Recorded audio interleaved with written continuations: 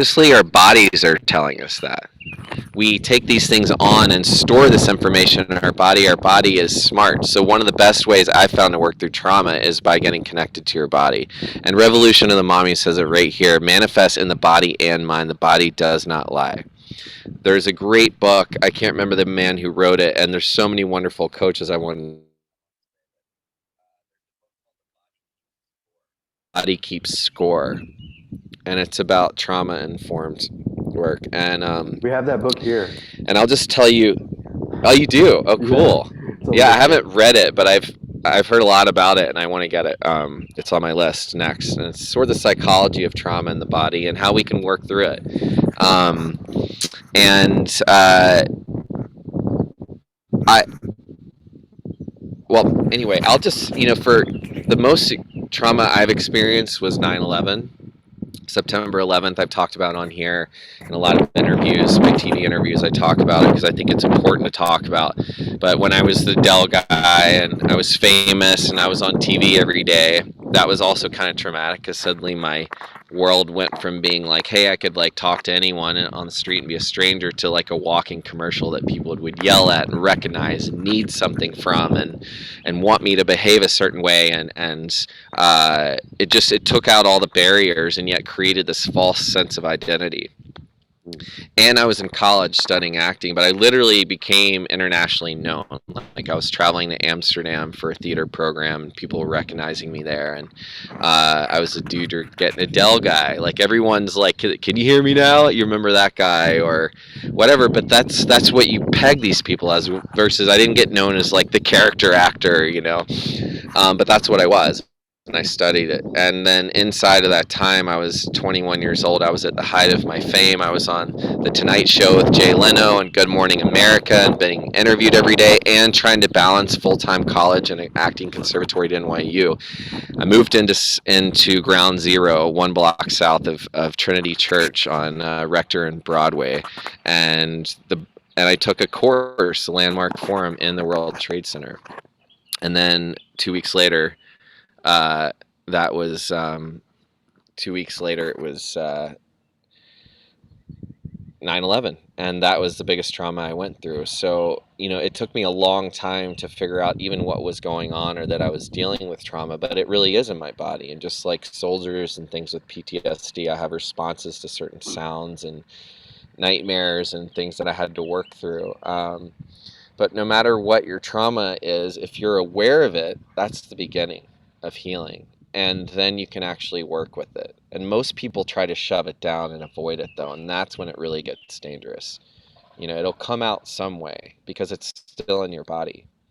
And so we can talk more about that. But that's really how I got into this work, is because, I had a huge career and it got sideswiped by trauma, really. And I basically had to face it in order to pick myself back up over the next 10 years. And I still work on that stuff. So that's my experience with it. Anyone at home want to share? We would love to hear from you as well. Let's see. Yeah.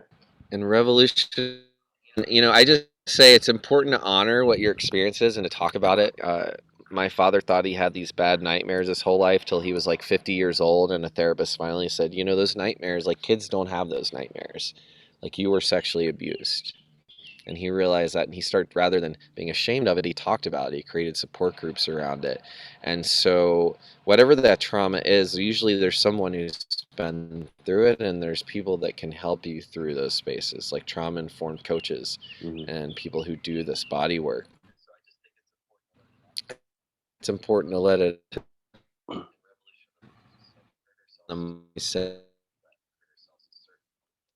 ways, right? Like we can, no one can make feel something necessarily, but we have to be responsible for our pain. Yeah. And your pain can be your purpose as well, so you can turn your trauma into your transformation. And that's really what I think I've done, and I've seen in John, going from your life and kind of getting into the party scene into like becoming a healer in a way. Like it's so I'm curious about your experience with trauma, and if anyone at home is listening, like what's resonating with you there too. Wow. So with me, I've noticed in my romantic relationships, and so at this retreat, after everything was done and everyone like kind of just was just chilling out, drinking their tea, we had this discussion about one of the girls shared that her partner, boyfriend, was being very angry, and there's like this whole different person that would come out. This and the topic started with just toxic masculinity. So it's very much in line with what we talk about every week. But this toxic Mm. masculinity is activated in humans when they feel that their safety is threatened. And in particular, I feel like a lot of men feel whenever they feel insecure. So, like the root chakra has been um, compromised or felt um, not safe. It could be just one little trigger, like if a girlfriend doesn't kiss the guy or like say hello in a certain way, and it can trigger an old trauma of being abandoned or emotionally or physically abandoned, rejected. That can just cause the masculine to close up or to lash out. And so we talked about this for about an hour, and really it's if you're like if you can look at like why is this person doing this and just kind of go back, and if you can get to the root of it, it's some kind of trauma at childhood, and how do we heal these traumas um, so this person is not feeling safe in their relationship. uh, Maybe they don't feel that they're feeling insecure, so it's really allowing them to feel safe, and to not relive those traumas. And I think one of the biggest topics that we talked about was why is it that the closest people in our lives are the ones that trigger us the most. And it's just the level of intimacy that we have with our parents is like they're the closest people we've ever been to. Literally, we came out of our mother's um, sex organs basically, and then in our adult life we're really close to another person in that regard, and um, it can trigger a lot of childhood wounds. um, so one of the things that I've learned is that there's coping mechanisms whenever people are feeling triggered or their trauma is coming up, and then there's resourcing. And resourcing is actually um, like coping mechanisms would be like jumping on Netflix and just zoning out and avoiding the trauma itself. And to resource is actually to tap into your own resources or to nature. So it would be like breathing, having breath work, doing some movement like yoga, um, and just going outside, grounding to earth, as opposed to escaping the trauma and the triggers. So that was one of the biggest takeaways that I got from that that session. And Natalie is on the show here. She's the beautiful soul that curated this whole weekend and led this Reiki retreat, this trauma informed Reiki retreat. So hello, Natalie, and I want to thank her for setting up the container for me to learn more about trauma, because I know that it'll impact my clients in the future, but most importantly, it'll impact me on how I deal with my own trauma and um, how I am around my future partners, family members, friends, whenever they're having a response, or if I'm reacting, um, being activated, my nervous system, if it's ever activated, then I'll know what to do. So it's super important, super valuable uh, information. So thank you. Um, you want to read what Revolution of the Mommies just put, Benjamin?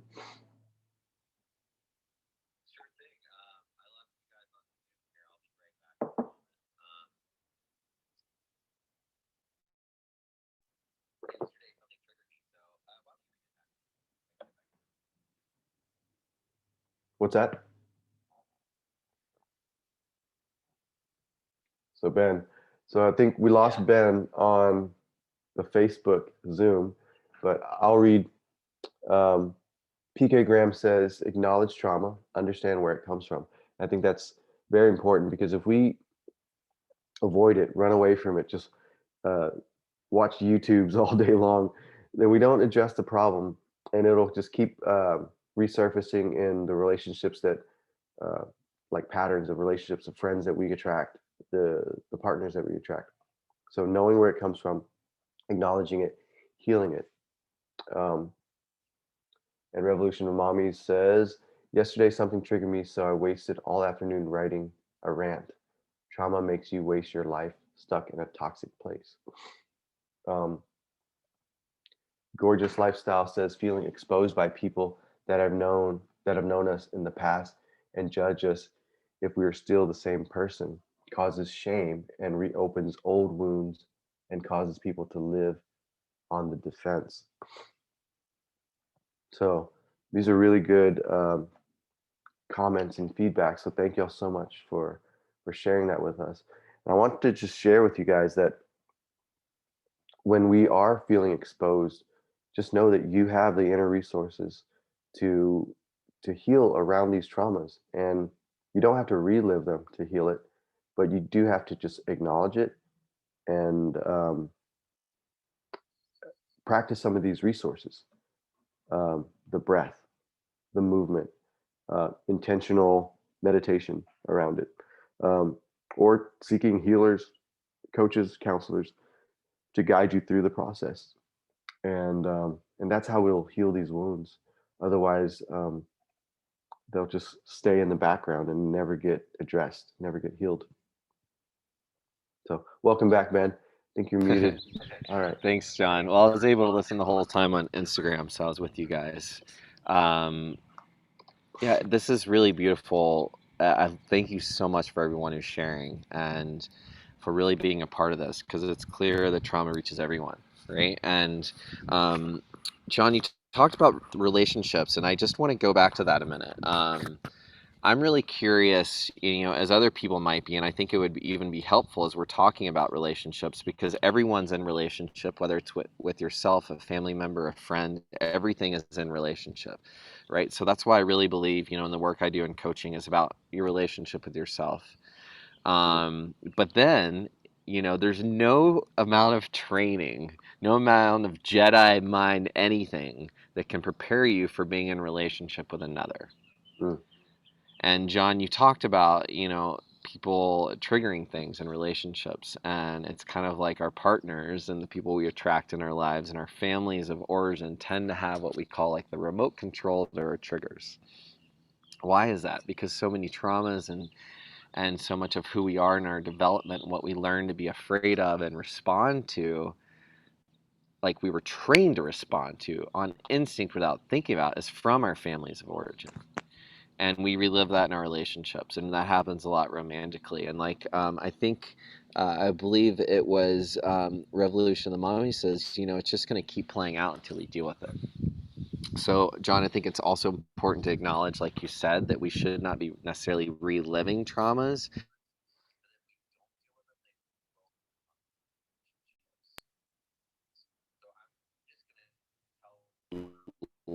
Love to hear in relation. But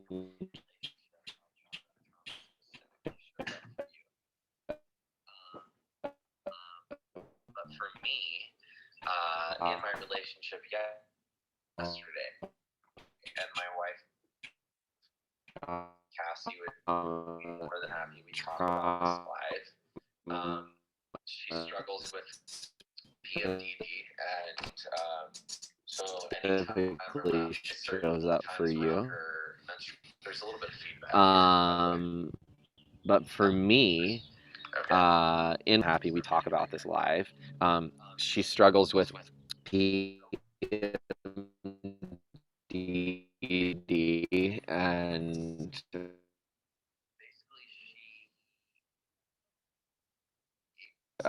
so anytime around, it's certain times around her menstrual cycle. There's a little bit of feedback here, by the way. Create a lot of it's she has strong intimacy sometimes. So like there was a moment yesterday when we were like she was craving intimacy and I was not in the same space. And one of the things I've been working on is my standing up for myself and creating clear boundaries and actually saying, you know, I actually would appreciate intimacy starting with just some like touch or like eye gazing. Like that's what I need right now.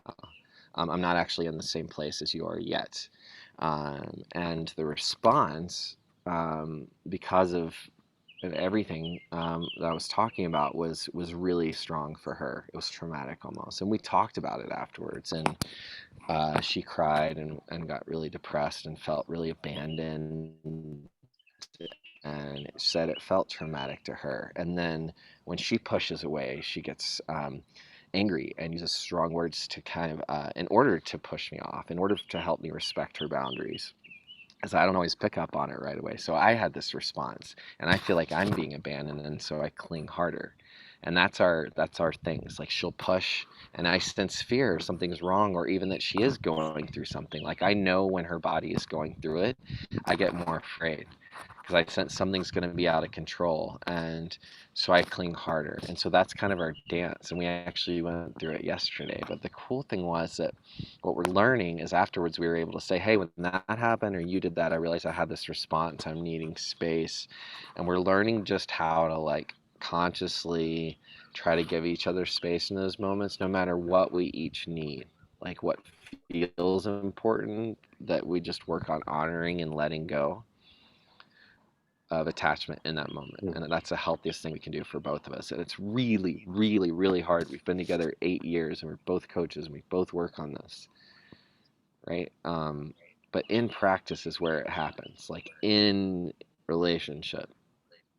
So it's important to work on these things with ourself and own our parts and know that in relationship, you know, you can't fix or be prepared for anything that anyone else has been through. But what you can do is practice holding space. And what I do is just look at my part, like what can I be responsible for? And then even sit down afterwards and say, hey, was there something that, you know, was upsetting for you and how can I support you through that? And maybe it's nothing, maybe it's just listening.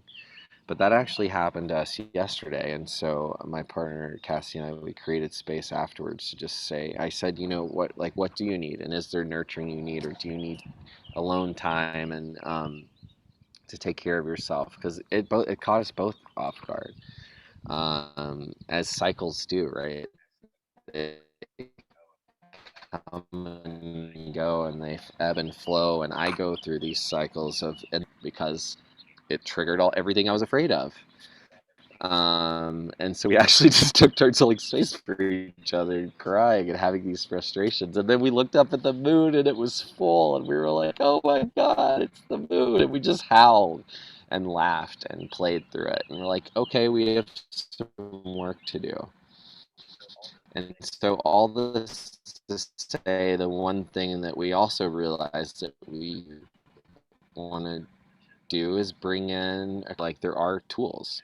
And if you can't work through this stuff alone, there are people who are professionals and can and will hold space for you. Mm.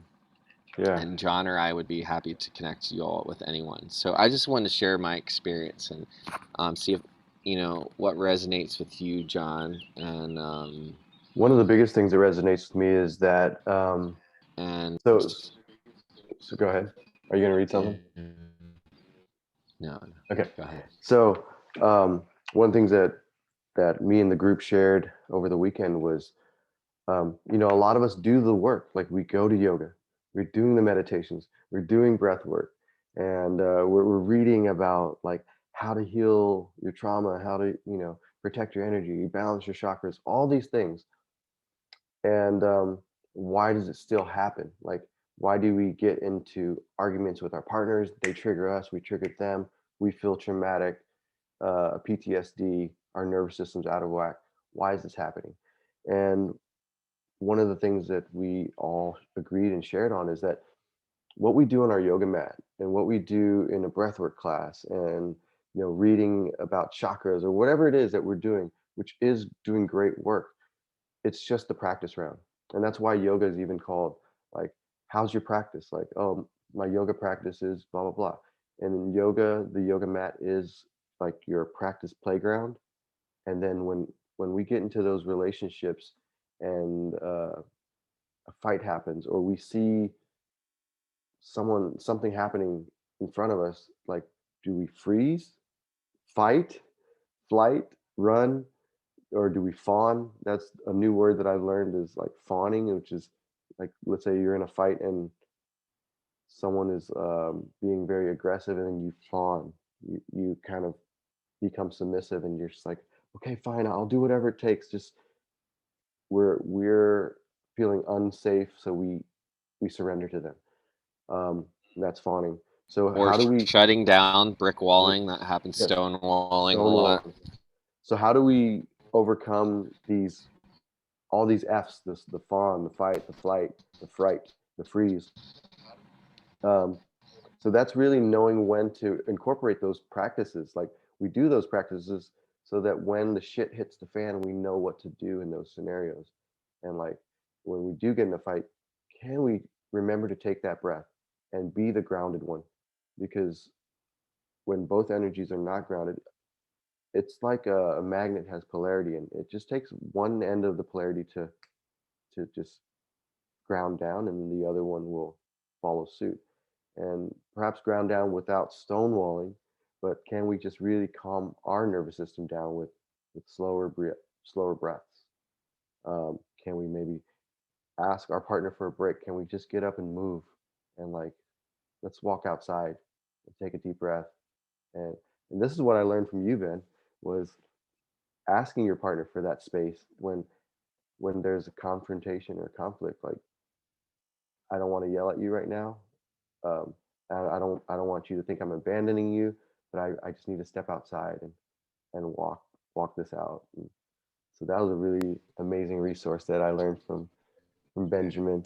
But these little tools, these resources Thank you. And I are gold. I have to give credit just for that real quick. Like, that was really my wife, Oh, Cassie, and I. She really helped create that, mm, and we did it through counseling when we were marriage counseling before we got married, and even after, worked through this stuff. So that was years of work to get to be like, oh, here's a different way we could respond. Just like you said, and with every relationship, it's different. But that is the ideal. We don't always do it, but we're working on it.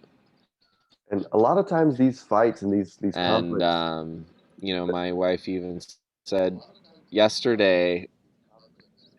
Oh, sorry. I think Oh, like sometimes when she's experiencing these traumas, like saying things that might be hurtful yeah, feel powerless to her. Like that's only her response to protect herself. So my work was like, I used to take things deeply personal, and can I just hold space and not take things personal? yeah. And then the other thing was like, can we try to have a little fun through here and bring some play to it as well? So we can talk about more tools later. But John, what were Mm. you just saying there? Um, yeah, a lot of times these fights, when people are being defensive, they're just bringing up their defense. They're not. It's not a personal attack. It's just they're feeling threatened, so they'll say things, or uh, yeah, they're just acting out their trauma so that it can protect them, so that they can be in a survival state. Because in the past they've learned that that's what kept them safe when they were younger, or they saw it by example of a caregiver, to use these tools. So or coping mechanisms, so to speak. Um, but yeah, I'm curious. How's everyone out there in the world? What are you guys thinking? So Revolution Mommy says you can be your own partner when your partner can't give you the love and support. And yeah, she loves the fact that y'all went out and looked at the moon. Yeah, and we must be our inner child. And I just want to, so let's like drop in some tools here. One thing we talk about that my coach Preston Smiles taught me is like the ABC, like always be celebrating, enjoy alarms. So something we did in the Lion's Den one week is just setting an alarm, random alarms throughout the day that have you just celebrate wherever you are. Like stop what you're doing and just celebrate. Just like,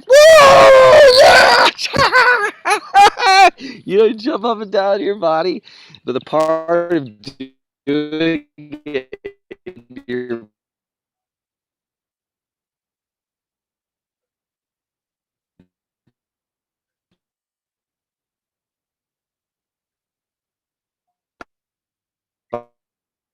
body, your mind is right then. Like I just supercharged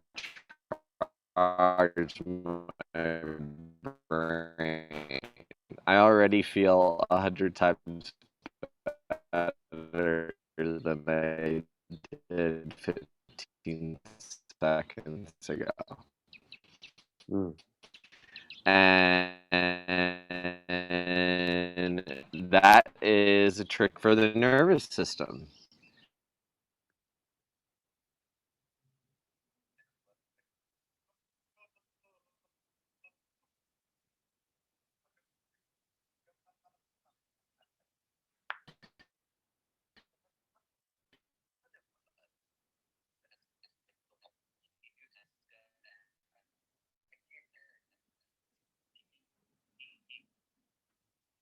Benjamin, your signal is pretty bad. So we're losing you.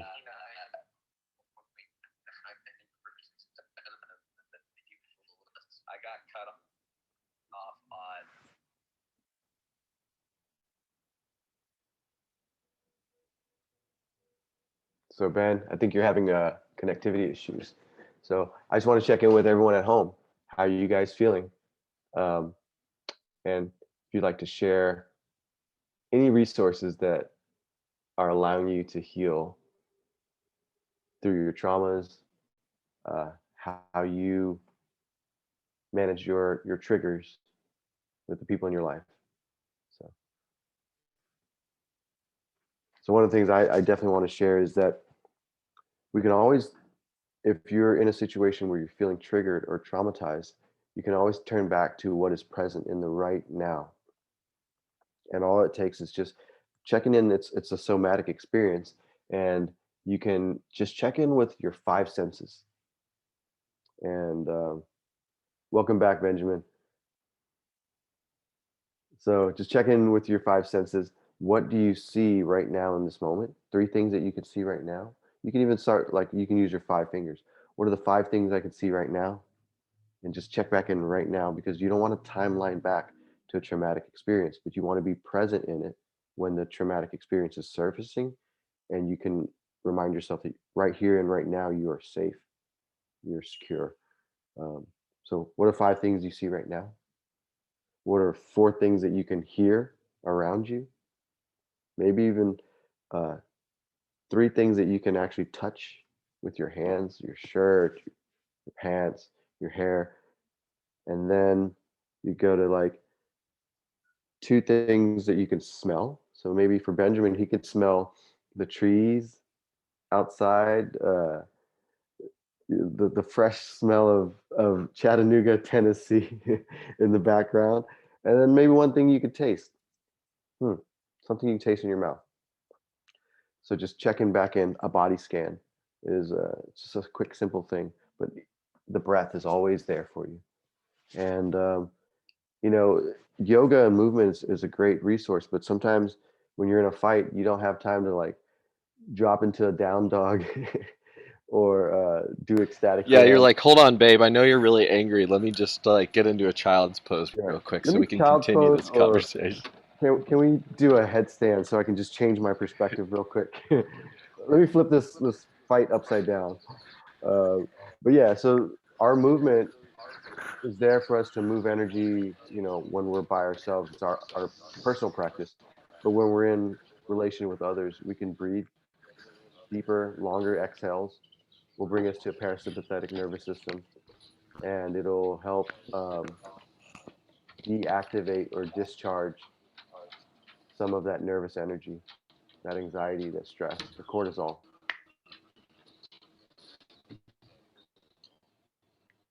All right, Ben. So we've got a few minutes left. I, if Candace is still on, I wanted to let Candace know that we'd love to have her on next week's show so that you can be on both the our Zoom, our Facebook, and our Instagram. So Candace, if you're there, and if not, I'll message you. Let's see. Ruth says, I'm grateful for you guys. I didn't realize how much I needed these Mondays. It's so hard when you're still triggered 3 days after the initial trigger. So, Ruth, um, if you're still feeling triggered and the trauma is resurfacing, I want you to think of Ruth or anyone that's feeling triggered or traumatized. I want you to think of just one experience that brings you a lot of peace and calmness. So, something from your past that really allows your heart to just soften and feel joy. And over the weekend, the work that we did, one of the ladies said that an experience that she can always come back to that just brings her so much peace is just visualizing her husband hugging her. And she felt so safe and so held and loved. And every time the conversation went back to her parents, she felt unsafe and she felt fear and um, her body would start getting shaky. Mm.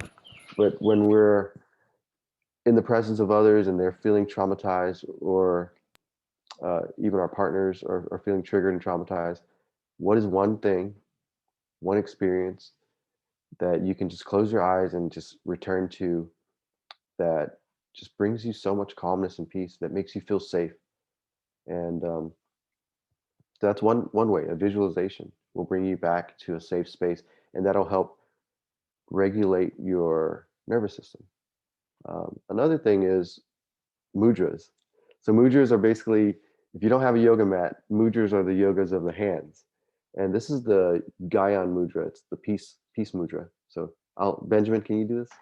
All right, Gyan mudra. So anytime you're feeling unsettled, uh, you know, your nervous system is activated and anxious, you can press your thumb and your index finger together. And you guys have seen this before. If you've ever watched The Lion King, this is what Rafiki does on the mountain. He's just sitting there with his fingers on his lap, and he's just like so peaceful.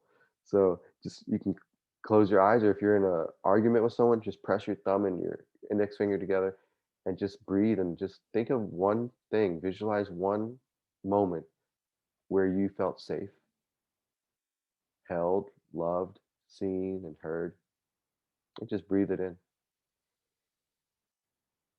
and breathe it out. Maybe breathe out in a way that like you could send it to that person that's triggering you. Maybe they need that peace that you're cultivating from within.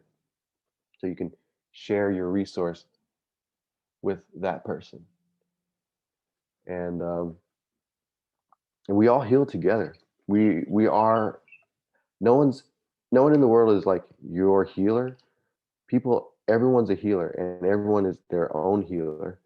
And people that are healers are only there as guides for you to heal in your own healing journey. So a coach isn't designed to go do the touchdown for the player, right? The coach is there just to guide you so that you have a lot of touchdowns in your life.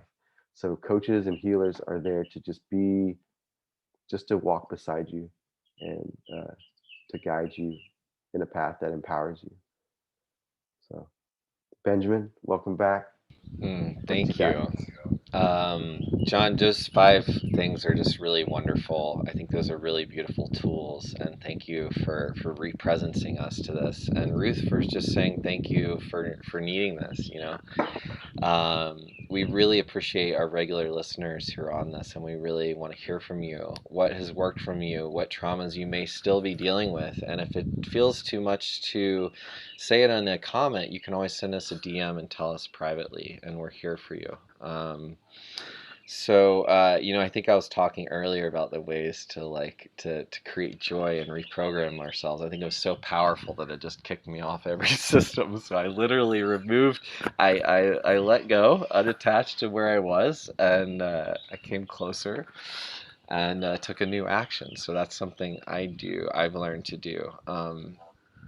The other thing I did actually yesterday when I was holding space for my wife and she needed time alone, and it was more time than I was feeling patient for, I had the thought, an old thought that I learned in a 12-step program actually, and that was just calling someone else and asking how they're doing, being of service. And Mm. it's funny that I had to go through, like I've heard that my whole life. My parents have always been of service in their lives. As my father is a priest and civil rights worker, and my mom, working with refugees and a teacher and things. But I went through 8 years of Alcoholics Anonymous until I was like, oh my God, all you have to do, the crazy thing you try to teach these people, the most masterful thing you can do sometimes is just ask someone else how they're doing.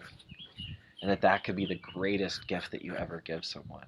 Mm. So, long story short, yesterday I was feeling really frustrated and powerless. And I had this thought to ask someone else how they're doing. And I looked down, and my phone said it's Renata English's birthday. And Renata English is my talent manager of 19 years. She's been with me before I was the Dell guy, and she's the one who got me that audition. And she's like a mom to me, and she's been with me through all my traumas and all my struggles with drug and alcohol abuse and pushing her away and shutting down and just burning my career. And she's been with me through all of it. She's still there with me as my manager today. And it was her birthday yesterday. And I just had a thought, like as messed up as I was feeling in my head, to call her. And I did, and it brought her so much joy, and it brought me so much joy, and I was like, oh my God, sometimes we just need to get out of our own dramas, and we keep replaying them. So if we're repeating them with our partners, sometimes even if the answer for me feels like to go in and work at it more, sometimes it's to let go and to give it space and to let it breathe and to really just see, like, what do I need right now? And I like the five senses too. Another things we had with the joy alarms, the security approval control alarms, um, SCA alarms. Alarm goes off, and you just like you said, like you check in and say, "Am I secure right now?" And I have a. This is actually, if you go to my YouTube channel, this exercise is on there, and it's like how to fight depression in 3 minutes. And it's literally this in like 2 minutes or less or something. And it's literally this: you set an alarm, check in, like, am I secure? Uh, yeah, feel safe. I don't see any dinosaurs coming after me. The house feels sturdy. Roof's not gonna cave in. And then control. Like, am I in control right now? I mean, as much as I can be. And I'm not much. So am I okay with that? Sure. If not, that's okay too. And even if you don't feel secure, that's okay too. It's just checking in. And last thing, approval. Am I seeking approval right now? What do I need? Do I approve and love myself? Like, yeah, I do. And even if I don't, just check in. And then after that, you celebrate. And it's Mm. so weird, and it's not something that feels normal to like suddenly celebrate because you're going through all these feelings. But what happens after you celebrate is you're celebrating the awareness. No matter what your experience is, no matter what feedback you're getting, you celebrate the awareness. And so what you're training your nervous system to do, here's the trauma informed part again, is to be aware and to Mm-hmm. create, because as you become aware, you celebrate the feeling, whether it's good or bad, that you're acknowledging it and you're working with it and not against it. I love that. And Yeah. I read a thing that Alan Watts. You guys heard of Alan Watts? He's this philosopher that lived in I think those 60s and 70s, and he passed. But he said there's a law of opposites, and what it is whenever you're always wanting a positive experience, you're actually experiencing the negative. You're in the negative experience because you're always wanting the positive. And but to accept or acknowledge that you're in a negative experience, that's actually a positive experience because you're accepting it, the negative. So then you're now in the positive. So that what you said got me thinking, because you have to acknowledge what it is that's causing you to feel triggered, to feel the trauma, to feel the depression. When you don't acknowledge it and you're just trying to cover it up or mask it, you're not healing it. You're just basically covering it. It's like, if you're trying to clean the house and you don't acknowledge that it's dirty, it's what do you don't even know what you're cleaning. So you got to acknowledge that there's something that is causing you to feel a certain way. Just that awareness. In order to heal, you got to feel it. So acknowledge that feeling, and then you can move through it. Um, and that's where the healing happens. Is that awareness, that acknowledgement, that consciousness, basically being conscious. Um, so, hey, Thule, welcome, If you Thule. guys are just joining, yeah, welcome, Jeremy, too. I just want to say again, we're talking about trauma today and trauma informed, importance of getting in the body. And here's some really practical tools. So if you're just joining, you may have to go back and watch this recording. But in order to heal, you got to feel, and that's the main thing. You said it, John. If you don't deal with this, it's going to come up some other way, and it's going to come out some other way, or on someone else, or in yourself. You want to know how I believe a lot of cancer starts and things. I don't believe this for everyone, but I think a lot of diseases, and they have shown, start with traumas that don't get dealt with. Hmm. And they sit in your body and they create toxins. There are studies that show that they create things that destroy your body. Too much cortisol and stress and the anxieties you create from reliving these things that may not even be real are the things that are killing you, killing Hmm. us, right? So It's how that, can we make yeah, space for that? it's And that also, dis-ease. here Hmm. it is. Yeah. 3 good breaths actually can flesh out a whole amount of toxins in your body and reset your nervous system. Mm. And like John, you said, like 2 breaths in, 4 breaths out, just doubling the exhale, the length of exhale Length as of exhale, inhale, yeah. is a trauma informed breath work that's super effective. And if you need this, and if or you know someone who could benefit from this, and you want more of these tools and more of these things, please reach out to John and myself. We are here for you. And please subscribe to this YouTube channel. Please share this with people. The plug is because the fake news is the biggest thing in the world, and I always say this. And the algorithms, like, it gets most of the support and most visibility. So by you sharing this, by you all being here, uh, by you subscribing, or whatever you do to just comment, tell us, send us a message, that actually helps the world get this message out of positivity and healing. And we don't have all the answers, right? So if you all have things you want to share with us, if you have feedback you want to share with us, if you have ideas, thoughts, resources, right? We talked about what was it versus resources, coping Coping. Hmm. mechanisms versus resources today. Um, And coping is just like if you just try to distract yourself and avoid the actual root of it. So it's like Netflix binging so that your mind is off of it. It might make you feel better in that moment for the Retail next, therapy, for yeah, example. retail therapy, self-medicating. And, I'll admit that I once self-medicated and would just go partying 4 or 5 nights a week with my friends. And I wasn't feeling anything except just feeling drunk and and just like always feeling the highs and never honoring the lows. So then whenever I was by myself, these lows would hit, and I knew that this was not a sustainable route. So so those are coping mechanisms versus resourcing. And the way I see the word resourcing, if you think about it, it's source and then re. So re is doing it over and over and or allowing it to happen again. But source is your highest self, your inner God, your universe. It's source. So it's allowing and tapping into all that is divine. So we talk about divine masculinity. So it's how do I tap into my divine source and do it again? And every time I need it, or if a family member or a loved one needs it, how do I tap into my resource? And it's always there. It's always available. The breath, affirmations, mantras. Um, yeah, Here's the thing I always talk about: cold showers, right? cold showers. So Why that's do funny. Yeah, funny you said that. So J.N. Holland, his name is Nat. He just joined, and he is a part of a group that we do ice welcome that? ice ice baths together. Mm. So yeah, those cold showers and ice baths. Brother, I'd be in there with you. Yeah, you got I your would. Yeah, I jump in anything cold, and I've learned that so much because of how much I've seen it make a difference for people dealing with trauma. So I learned it from hearing, Wim Hof, the famous Scandinavian man who's made himself famous for cold baths. I mean, he just basically created it. We're channeling so much right now, by the way, that our neighbor's dog, this very sweet dog, is just crying upstairs because she so wants to be part of this conversation. She heard your voice through my phone and so if you hear her whining, no animals are being harmed. They're all loved. They're just really missing out on this conversation right now. Yeah. So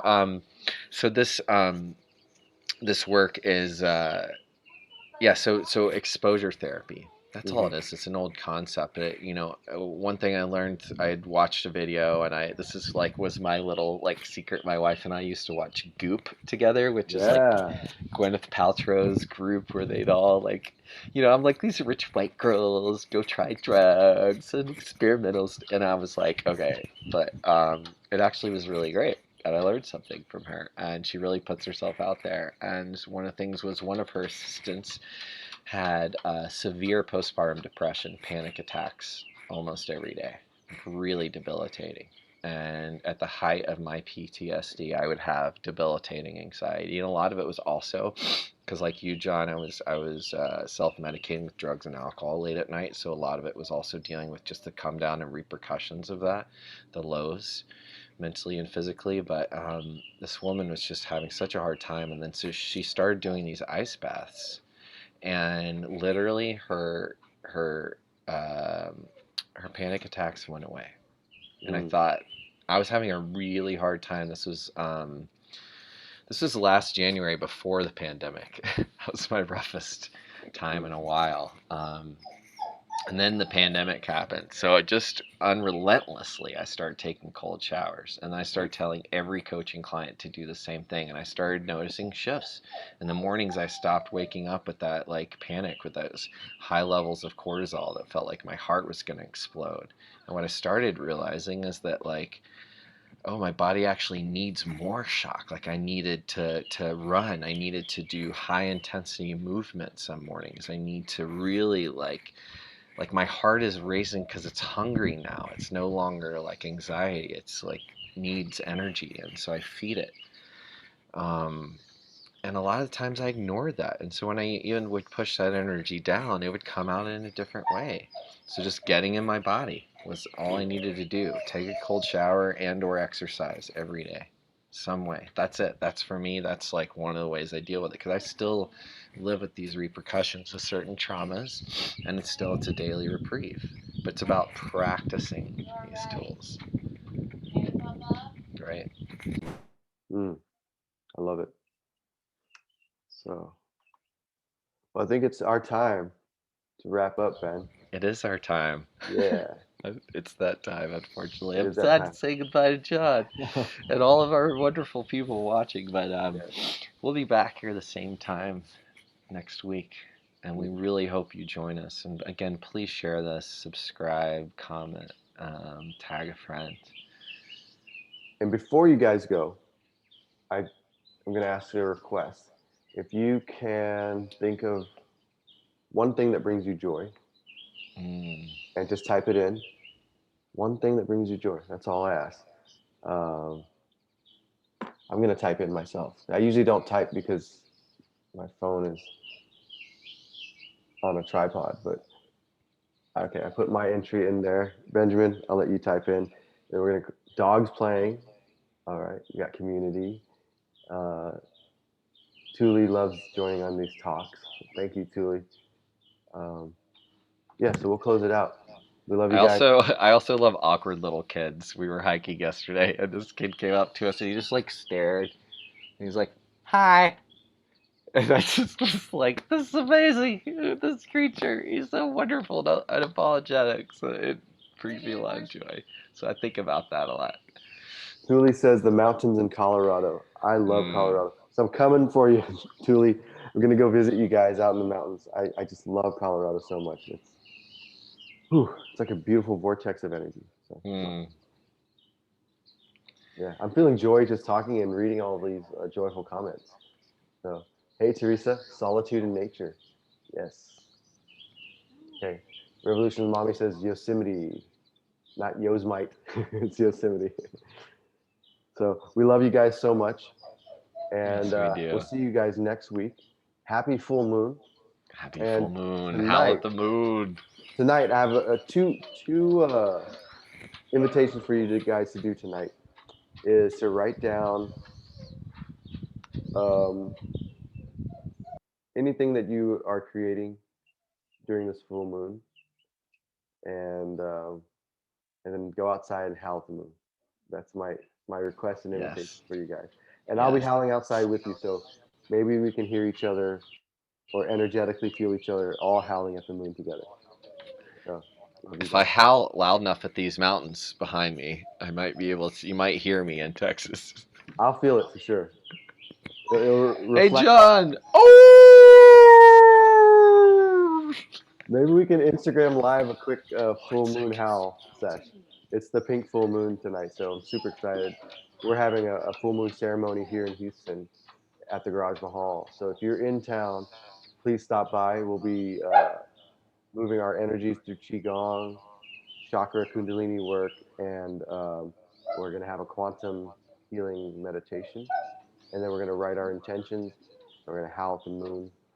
So that's what we're doing. That's so I'd awesome. love to have you guys We'll be energetic. there in spirit. We'll do it with you from Chattanooga, John. Yes, I'm excited. and We and love you guys. we'll all be staring at the same moon.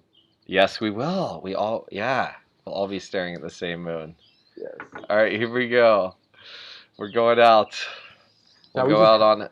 can we howl it out and then Yeah, let's howl it out. howl it out and then we'll log out. Ready? Okay, here I go. 3, 2. 2, 1.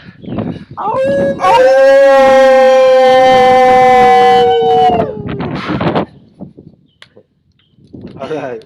Bye, Love you. guys. Goodbye. Namaste. Namaste.